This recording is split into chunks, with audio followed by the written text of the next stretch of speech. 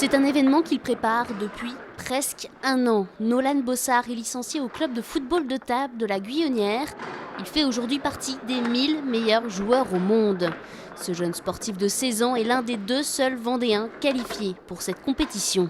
Ouais, c'est vraiment une grande fierté parce que ça m'a permis vraiment le baby-foot beaucoup de choses, prendre confiance en moi parce que vraiment quand on gagne un match, on gagne énormément de confiance.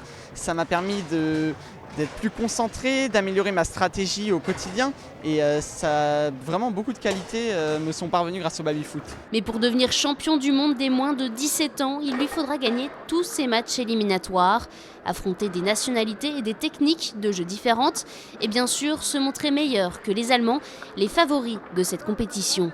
Moi, mon objectif, ça serait les quarts de finale. Ça fait que je terminerai 5e. Mais si je peux aller chercher un podium, pourquoi pas. On vient, moi, c'est ma première participation. Donc, j'ai des gens qui ont plus d'expérience avec et contre moi. Mais c'est très intéressant et j'aimerais bien un podium, forcément. Le baby-foot ou le football de table, ici, ce n'est pas seulement un jeu, mais un vrai sport avec de vraies performances. Techniquement, c'est un sport extrêmement exigeant parce qu'il faut être ambidextre.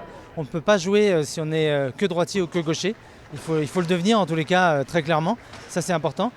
Physiquement, les barres font 1,5 kg pour certaines, mais jusqu'à 3 kg, 3,5 kg pour d'autres. Il faut les déplacer le plus vite possible. Pour ceux qui ont déjà joué un petit peu, ils ont tous vu des champions exceptionnels qui allaient extrêmement vite. Ça demande quand même du physique pour pouvoir tenir sur 6 jours de compétition. Et psychologiquement, c'est extrêmement difficile parce qu'on est à 70 cm de l'adversaire et nos choix influent sur le jeu de l'adversaire.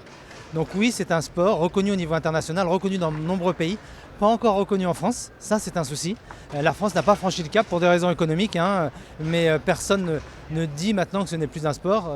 C'est une évidence pour tout le monde, il suffit de venir voir quelques matchs.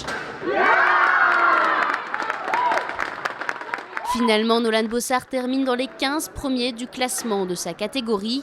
Les autres joueurs, eux, poursuivent le championnat jusqu'au 3 juillet, avec tous le même espoir, devenir le meilleur joueur de baby-foot de la planète.